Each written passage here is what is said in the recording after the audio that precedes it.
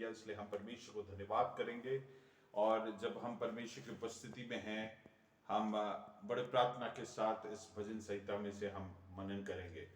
भजन संहिता 111 जब हम ध्यान से पढ़ते हैं, इसमें हम गौर कर सकते हैं कि परमेश्वर के इस वचन में परमेश्वर की आराधना के संदर्भ में कुछ बातों को बताया गया है। हम इस भजन संहिता को दो मुख्य बातों को सीखेंगे। एक है, हम आमतौर से सुनते हैं परमेश्वर की आराधना हम इसलिए करते हैं क्योंकि वो आराधना के योग्य परमेश्वर है। ये जो वक्तव्य है, ये वास्तविकता में अधूरा वक्तव्य है। सही बात है कि हम परमेश्वर की आराधना इसलिए करते हैं क्योंकि वो आराधना के योग्य है। जो वो है उस कारणवश हम परमेश्वर की आराधना करते हैं। लेकिन इस भजन संहिता में हमें एक और सीख मिलता है, एक और बातों को परमेश्वर के इस भजन संहिता में जो भजन का सिखाता है वो ये है, जो परमेश्वर ने अद्भुत कामों को किया है उसके लिए भी हम परमेश्वर की आराधना करें। इस भजन संहिता में परमेश्वर की आराधना एक महत्वपूर्ण बात है करके बताया गया है। हम पहले वचन को पढ़ेंगे। याह की स्तुति करो, याह की स्तुति करो। मैं सीधे लोगों की गोष्ठी में हाँ, और मंडली में संपूर्ण मन से यहोवा का धन्यवाद करूंगा। इस भजन संहिता में एक मुख्य जो इस पूरे भजन संहिता का जो निचोड़ है उसको यहां पे बताया गया है। प्रेज द लॉर्ड, परमेश्वर की स्तुति करो। ये हमारे जीवन के हर परिस्थिति में होने वाले एक इंग्रेडिएंट होना चाहिए, एक भाग होना चाहिए कि हम परमेश्वर की स्तुति हर परिस्थिति में करें। लेकिन इस भजन संहिता के पहले वचन के दूसरे भाग में हम अगर गौर करें तो वहां पे एक मुख्य बात को यहां पे प्रदर्शित किया है, वो है कि हम कहां पे परमेश्वर की आराधना करें। कहीं पर भी नहीं हम आराधना करते हैं। हम परमेश्वर की आराधना कैसे करते हैं? I will praise the Lord with my whole heart in the assembly of the upright. हम जहां संगति करते हैं, हमें यह गौर करने की जरूरत है, क्या वो संगति धर्मियों का है, पवित्र लोगों का है? ये एक मुख्य बात है। हम कई बार मैं एक जगह पे था, उसका विवरण इसलिए नहीं बता रहा हूं क्योंकि मैं उस व्यक्ति विशेष या उनकी कलीसिया को कुछ नहीं बोलना चाहता। मैं आज से कई साल पहले एक जगह पे था और हुआ ये कि जब आराधना के लिए वहां पे गया और प्रभु भोज के लिए तैयार हो रहे थे, तो मेरे बाजू में उस कलीसिया के पासबान के बेटे बैठा हुआ था और उस व्यक्ति के मुंह से पिछले रात को उसने जो मादक पदार्थ का इस्तेमाल किया उसका बू आ रहा था। और उसके बाद उसके लाजमी है कि उसके पिता को मालूम है कि उसने पिछले दिन क्या सेवन किया है। उसके बावजूद उस व्यक्ति को उसने प्रभु भोज को दिया। तो वहां पे हमें एक चुनाव को करने की जरूरत है कि हम ऐसे लोगों के बीच में आराधना नहीं कर सकते, क्योंकि परमेश्वर की आराधना हर जगह नहीं होगा। अपवित्रता में परमेश्वर की आराधना नहीं होगा।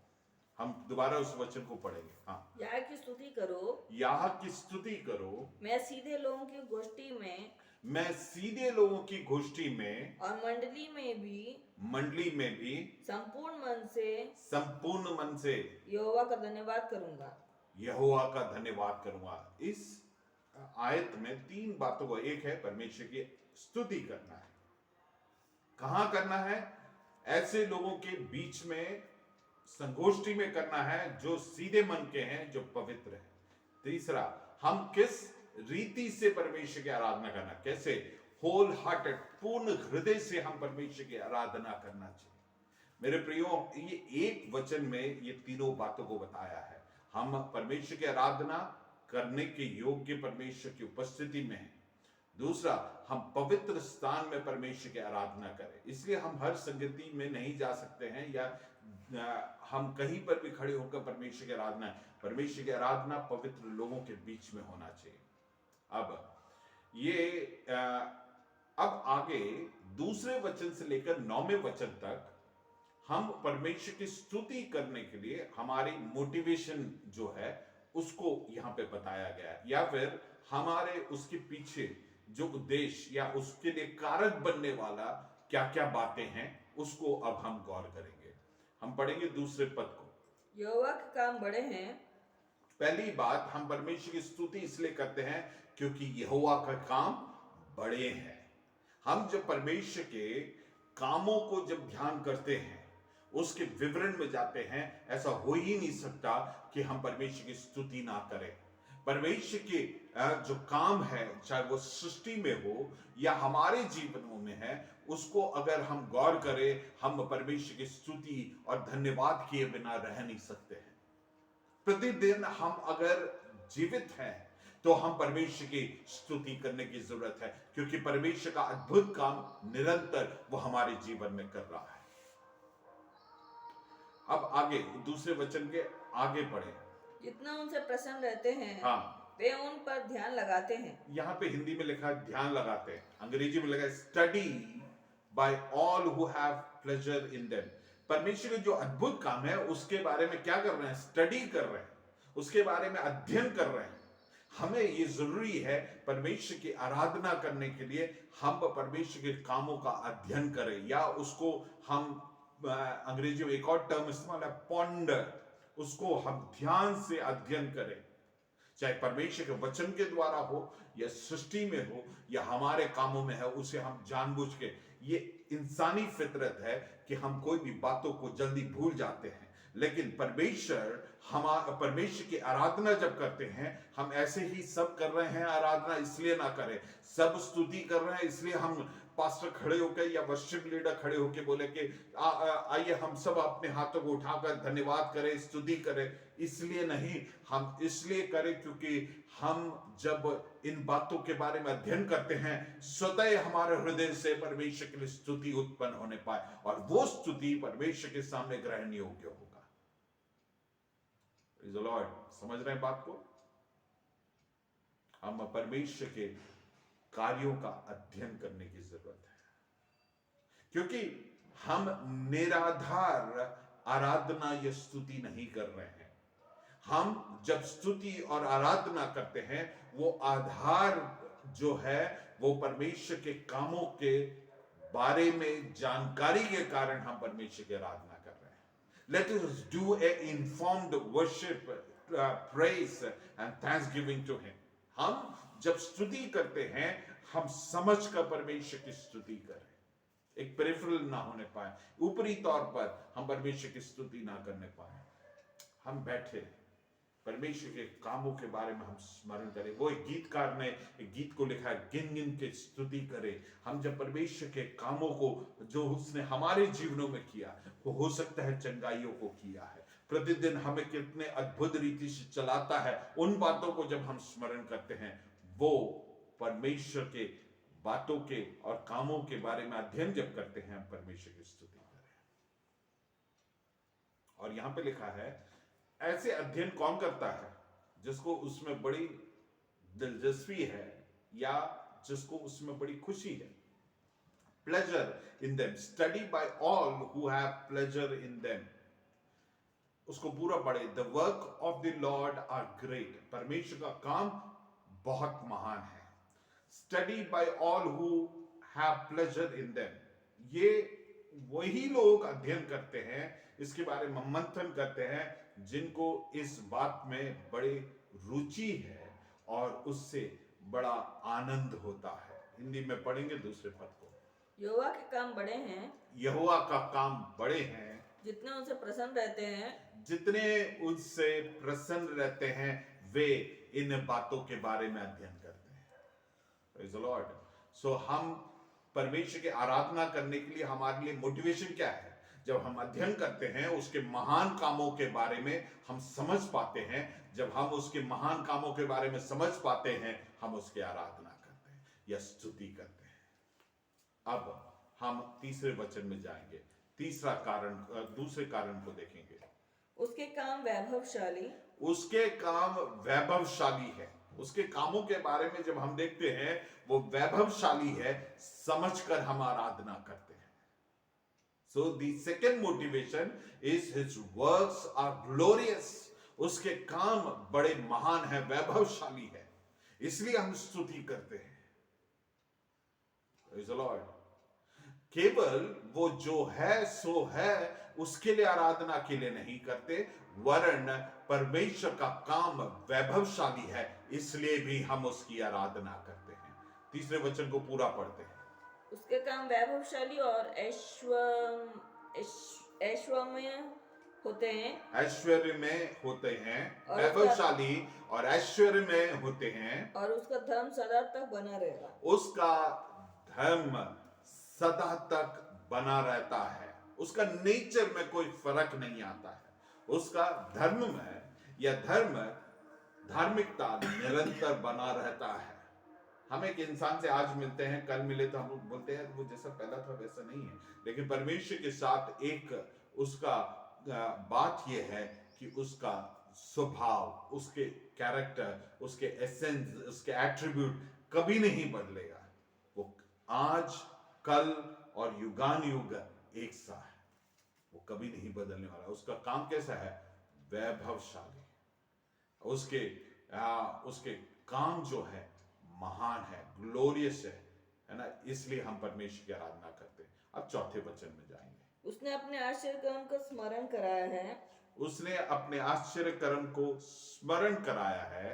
यहोवा अनुग्रहकारी और दयावंत है. यहोवा अनुग्रहकारी और दयावंत है.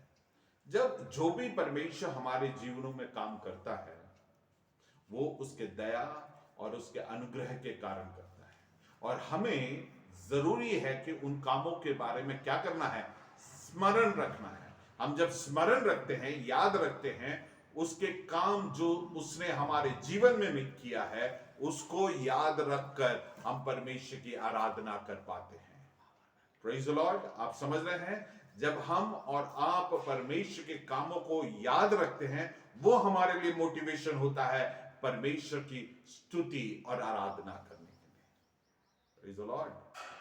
और परमेश्वर का अनुग्रह और दया हमारे जीवन में निरंतर बना रहता है. सो तीसरा कारण जो हमारे लिए मोटिवेशन है परमेश्वर की स्तुति करने के लिए, वो ये है कि परमेश्वर ने जो काम किया है उसके दया और अनुग्रह से उसने किया है. Praise the Lord. अब हम उसके 5वें वचन को पढ़ेंगे. उसने अपने डरवैयों का आहार दिया है. हाँ. वह अपनी वाचा को सदा तक स्मरण रखेगा.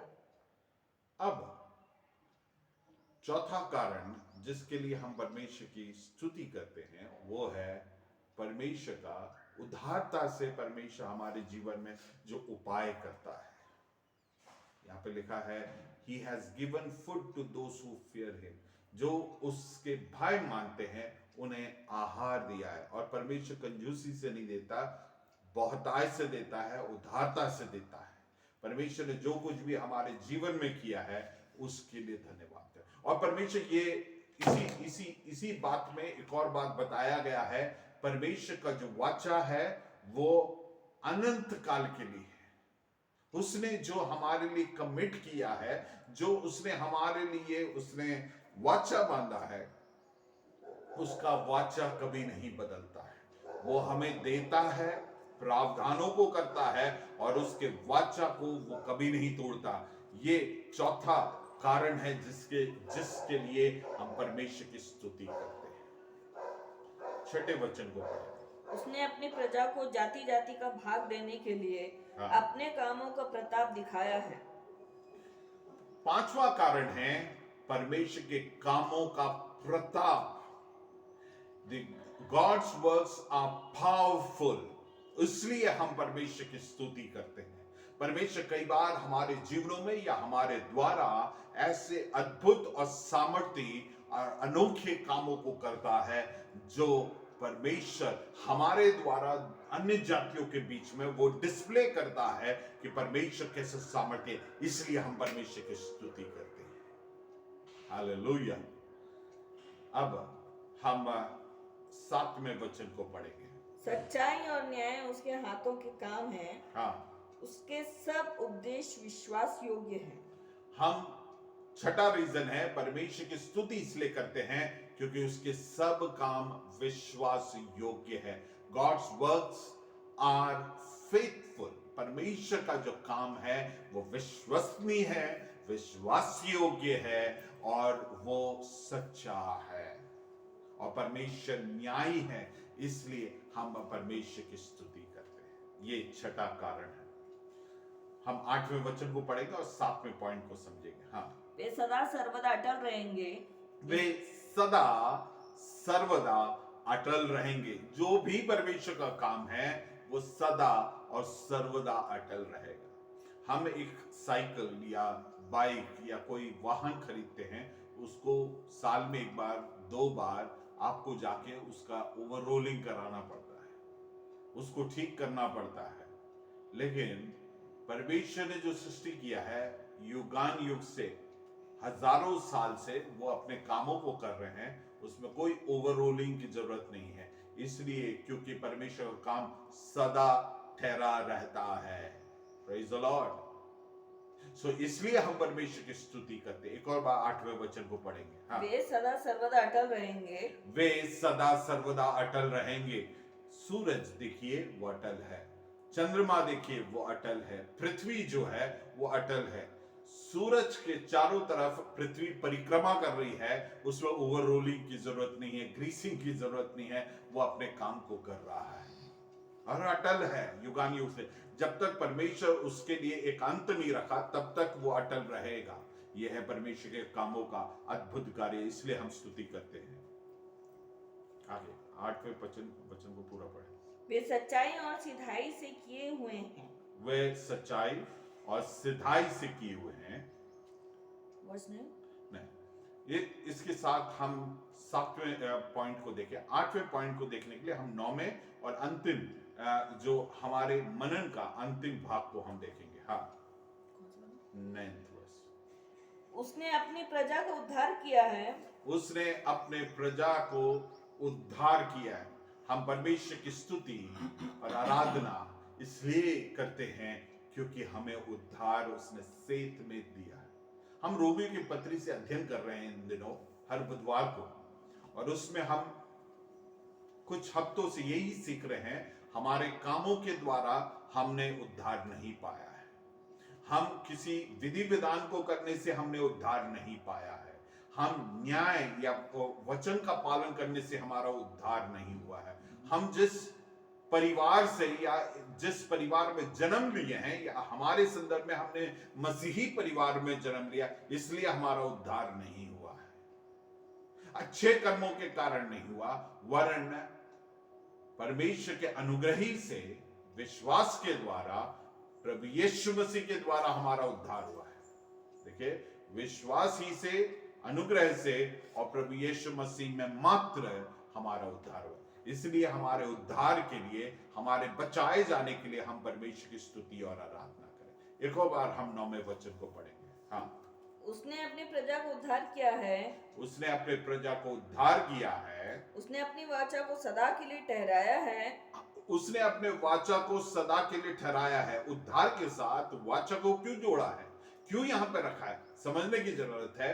जब इंसान ने, मनुष्यों ने पाप जब भी किया है, हम परमेश्वर के इस वाचा से वंचित हो जाते हैं।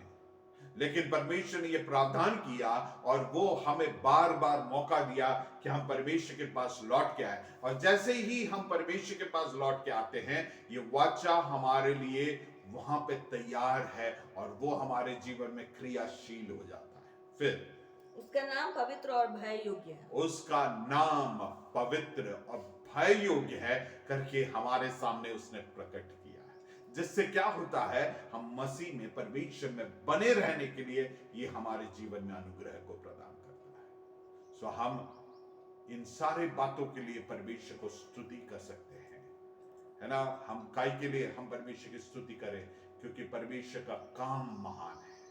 दूसरा, परमेश्वर का जो काम है वो अति वैभवशाली है। हाँ, हम परमेश्वर की स्तुति इसलिए करते हैं। तीसरी चीज, चूंकि परमेश्वर ने जो काम हमारे जीवन में किया है, उसको, उन अद्भुत कामों को हम स्मरण करके परमेश्वर की स्तुति करते हैं। चौथी बात, परमेश्वर हमारे जीवन में बड़े उदारता से हमारे जीवन के हर एक जरूरतों की पूर्ति करता है। पांचवा, परमेश्वर का काम सामर्थ्य है। छठा, परमेश्वर निरंतर विश्वास योग्य रहता है। सातवां, परमेश्वर का काम ठहरे रहता है और अनंत काल के लिए वो स्थिर रहता है। आठवां और अंतिम, परमेश्वर ने हमें जो उद्धार दिया है उसके लिए हम परमेश्वर की स्तुति करें। अंतिम बात के लिए हम विशेष परमेश्वर को धन्यवाद दें। क्यों ना हम अपने हाथों को उठाए और थोड़ी देर परमेश्वर को धन्यवाद दें। हम प्रार्थना करके अंत करने से पहले हम सब परमेश्वर की उपस्थिति में परमेश्वर को धन्यवाद दें। उसने जो कुछ भी किया है उन सारी बातों के लिए परमेश्वर को धन्यवाद दें। Let us raise our hand and thank God for a while। और परमेश्वर को धन्यवाद करें। तो स्तुति की योग